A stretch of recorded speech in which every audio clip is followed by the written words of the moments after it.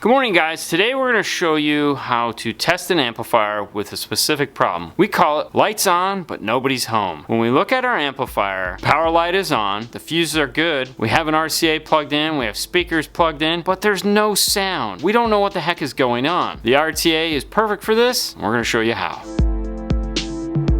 In this scenario, we don't know if there's sound coming into the amplifier, we just know that the amplifier is on. If there's no sound coming into the amplifier, then there'd be no sound coming out of the amplifier. And we need to test that. The iRTA2 has both high level and line level input. Line level here, high level here. And you can run them both at the same time, meaning connect a left high level and a right low level. Connect up your iPad and play your favorite RTA software. Pull the RCA output from the amplifier and plug it into the opposite of whatever you're going to use for your high level. Next, play some music from your source unit. You don't have to go crazy on the volume. This will take up to 20 volts of input on the high level side, but there's no reason to just go crazy for this test. You just need sound. We're on the right side here, so we'll turn on our right switch. If you're playing music, it's going to look like this.